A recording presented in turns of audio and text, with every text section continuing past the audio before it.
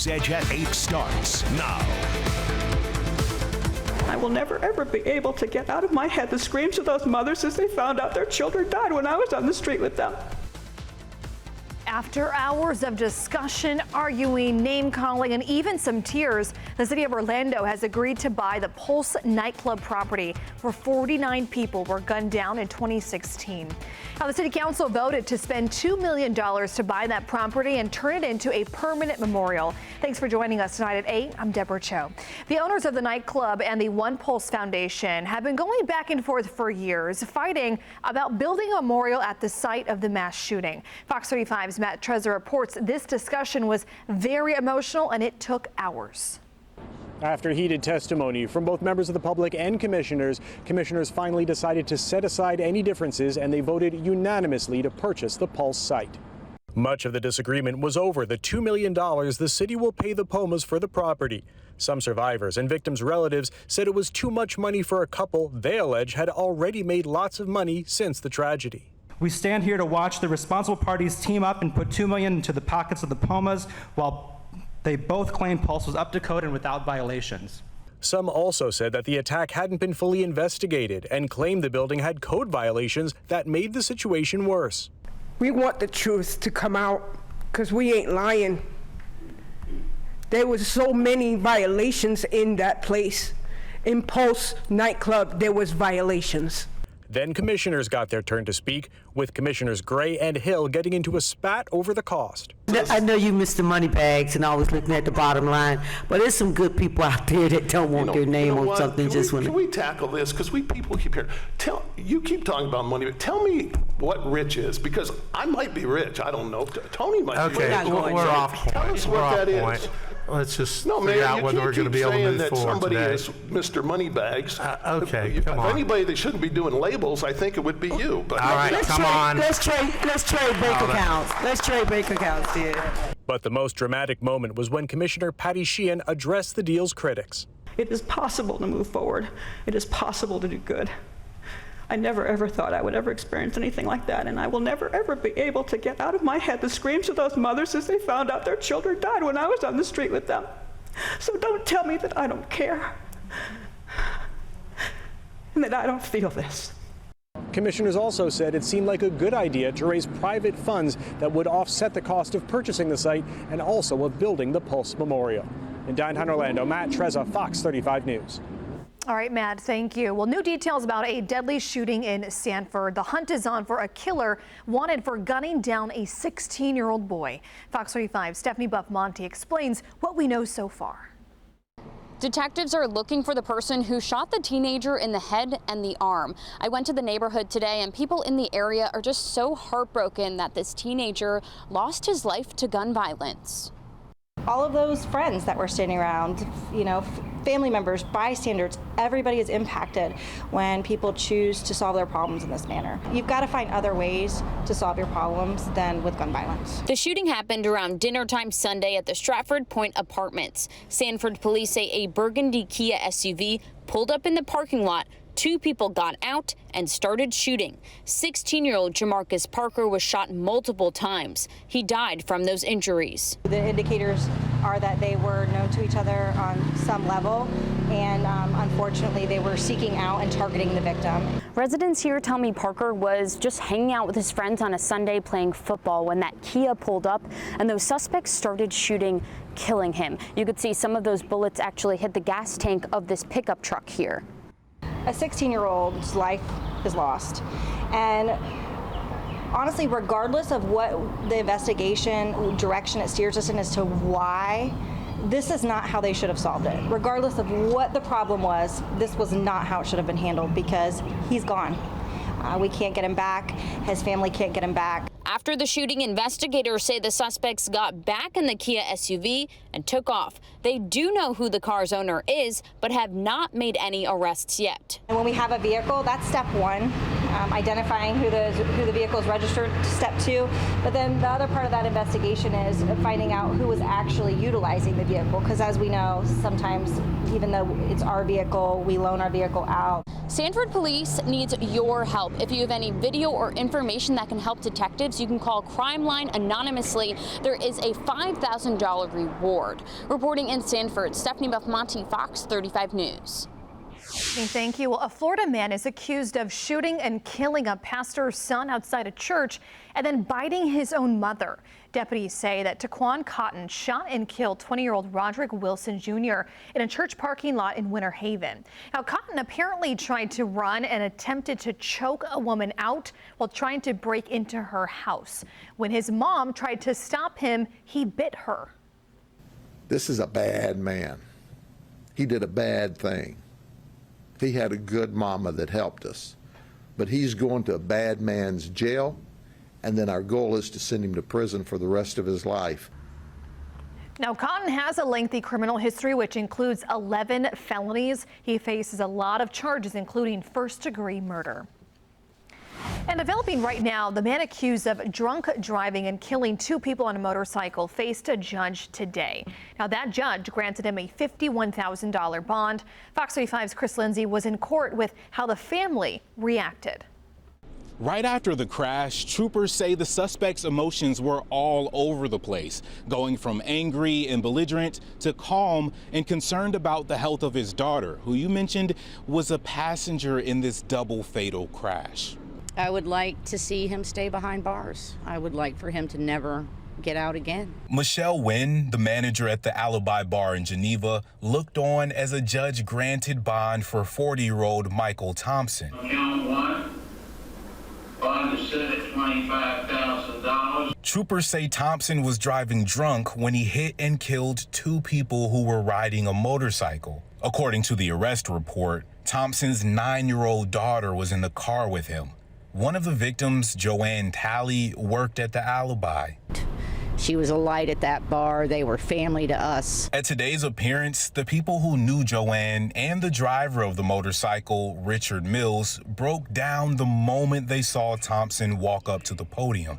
At times, he leaned up against the door frame as the judge spoke, and from their lens, he didn't show any remorse. How am I going to pay for this, all this, if I don't have a job? He don't care. He don't care about what he's done. He don't care about the lives he took. Thompson was previously convicted of a DUI. In this case, the total bond was set at $51,000 for 1 count of DUI and 2 counts of DUI resulting in death. We spoke to Richard Mills's daughters yesterday, and today's outcome was their worst case scenario. He told me he was getting gas and he was almost home. That's the last thing.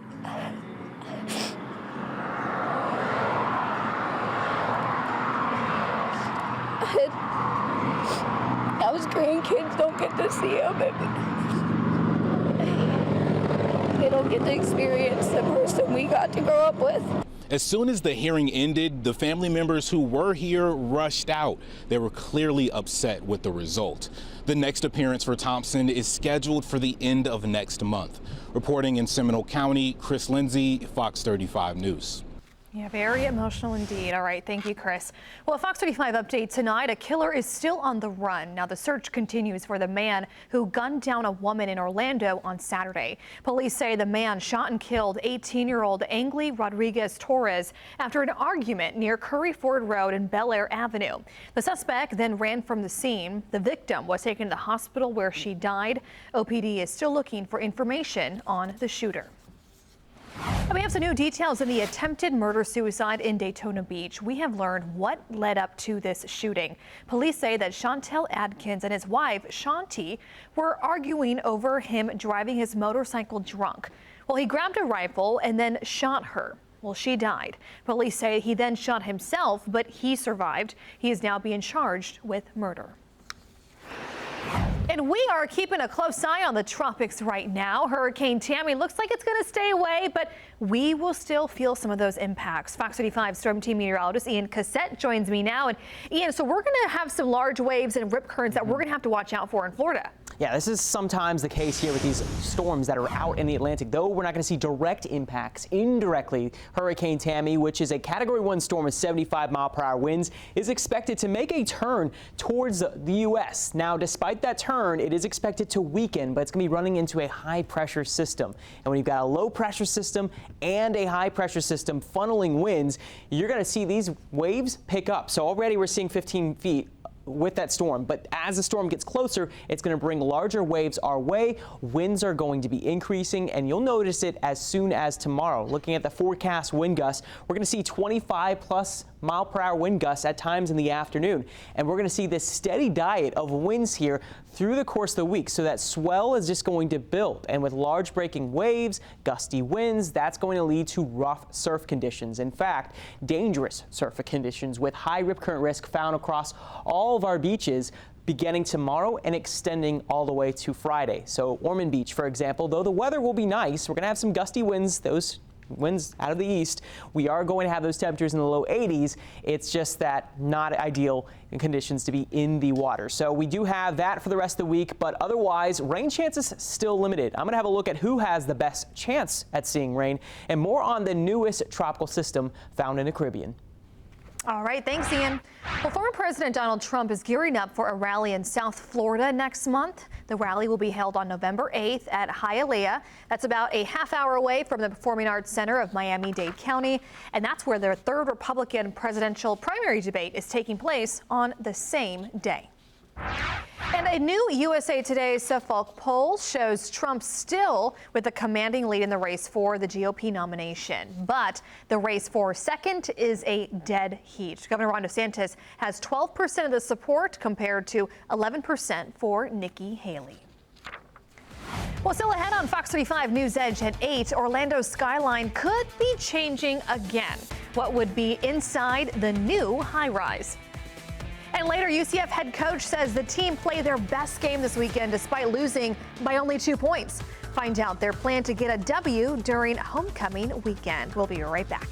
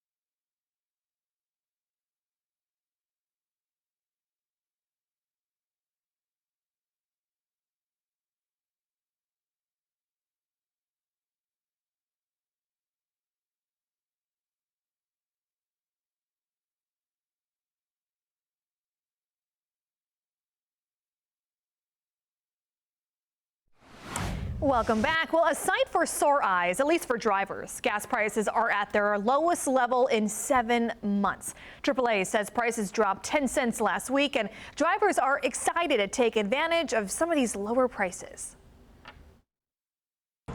Yeah, it's nice. It'd be a lot nicer if it was $3. That's how I feel. If you need to get some gas, the Orlando area is the place to get it in Florida. You will find some of the lowest gas prices in the entire state right here. Feel better with it not being so high. How cheap are we talking? The average price in Orlando is $3.12 a gallon. The average price in the Sunshine State sits about $3.22, more than a 40-cent drop per gallon over the past 34 days. Some very, very good numbers, especially as we're heading into the holiday months. People are, looking for ways to save, and it looks like, at least for now, they're doing so when they head to the pump compared to what we've been paying earlier this year. AAA says the drop is because of the seasonal downturn in fuel demand, coupled with stronger gasoline supplies and the switch to cheaper winter blend gasoline. But these gas prices might not last long. We hope that they'll remain low and maybe even move a little bit lower. But of course, things can change very quickly given the geopolitical tensions that we're seeing overseas. So now is the time to fill up. Have better gas mileage and better lower gas prices. We love to save a couple bucks. It's true. It's true. All right, well, we have even more about why gas prices are going down over on our website, fox35orlando.com. And while you're there, you can check out the gas prices in your area by clicking on More, and then you'll find the Pump Patrol page. All right, how about this? Caught on camera, miles of destruction along a Louisiana interstate. Look at this. This is not far from New Orleans, by the way. We do know that at least 2 people have died in this giant pileup, and apparently dozens more are hurt. Officials say hundreds of cars and trucks collided, all because of what's called super fog. State police there say the fog combined with smoke from nearby fires really created this disaster. You can see exactly what happened there. Visibility there apparently dropped to 0. Hundreds of drivers are still stranded on I-55 at last check. So, of course, this story is still developing tonight. And you might remember we actually had our own super fog disaster in Volusia County of last year in March. 3 people were killed between 5 crashes where a total of 17 different vehicles were involved. Apparently, at one point, drivers on Interstate 95 could not even see 10 feet in front of their cars. Now, super fog in this case also came from a mix of normal fog and smoke from a prescribed burn. Florida Highway Patrol investigated why it wasn't able to shut down I-95 when visibility was at its worst. It says there was only 1 trooper working across all of Volusia County that night, and that 1 trooper was busy working on a different crash that happened further north. So, if you ever find yourself driving through these intense fog situations, here are some tips we have on your screen. First, turn your hazard lights on so that other drivers can see you. Next, try to use road markers as your guide rather than looking too far ahead, because obviously you can't see. And finally, if you do not feel safe, just exit or pull over to the side of the road as far as you can. This is one of the main reasons it's so important to remain weather aware when you're heading out the door.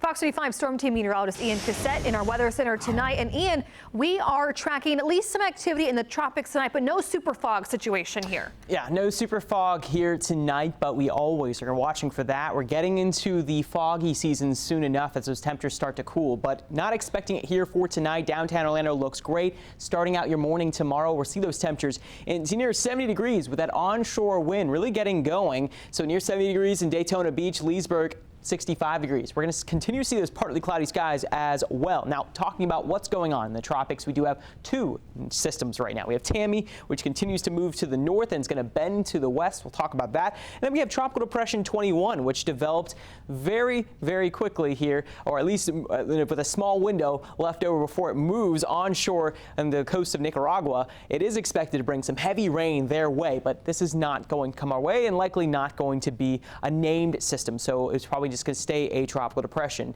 But with Tammy, you see Tammy with the satellite, does look like it's getting its act together a little bit. It is moving into more unfavorable area soon enough, and that is going to make it a difficult road ahead. But with it, as it moves to the northwest, it's going to kind of get slowed down and run into a large area of high pressure, the same one leading to fair weather our way. That is going to have an influence on its path, but also on our weather, because as we have a large high pressure system developing off the mid-Atlantic coast, that's going to be influencing our weather along with the low pressure system. When you have two big pressure systems, that leads to winds. So that change in pressure will lead to gusty winds beginning tomorrow. That's why you'll start to notice it. Breezy conditions expected, maybe a few coastal showers. Rain chances still are not great. That extends through the end of the week, but we will notice those winds, and the sustained winds are going to lead to a high rip current risk that begins tomorrow and goes all the way through Friday. Surf will be up to 4 to 7 feet. We'll have small craft advisories as well, just not recommended to be out on the water. The wake up weather for tomorrow, at least, we're looking at mild conditions. This is going to be the case all week long with those winds out of the northeast, temperatures into the upper 60s to begin the morning, and then lots of sunshine early in the day, partly cloudy skies into the afternoon. Daytona Beach, regardless of the beach conditions themselves, still expected to be nice weather. We'll get to those temperatures to near 80 degrees. It will be windy. We are going to have those gusts up to 25 miles per hour. That is going to allow for slightly lower temperatures along the coast near 80 degrees, and then warmer the farther west you go, 83 degrees in Leesburg. But fair weather for us tomorrow and through the rest of the week. As you look at the 7-day forecast, you'll see the breeziness and those temperatures in the lower 80s. Lows will be more mild into the upper 60s. As we go to the end of the week, the winds will finally start to let up. There will be better surf conditions by the time we get to the weekend. So if you're looking ahead to the weekend, looks like another amazing forecast. Last weekend of October, we'll have those temperatures in the mid-80s above average. So it looks like could be a dry and mild start soon enough to the month of November here. And I think we're going to have some warm weather here and some dry weather, at least for a little while. I can't believe it's already November, Ian. All right, thanks so much. Well, still to come, an 81-year-old man trapped inside his car slowly sinking into a pond. Tonight, 2 officers recognized for their quick actions that saved his life. And later, a man is shocked to find his lead foot led to a speeding ticket for over $1 million, what the court says led to that 7-figure mix-up when we come back.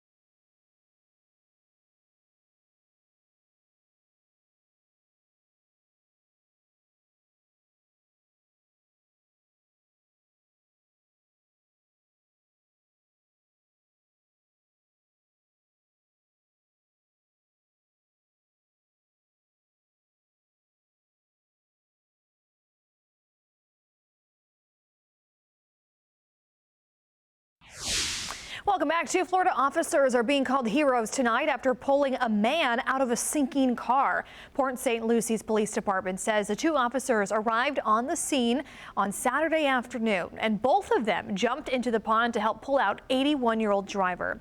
Now, the officers, here they are, were able to break the window and drag the man to shore. That driver, thankfully, was not hurt.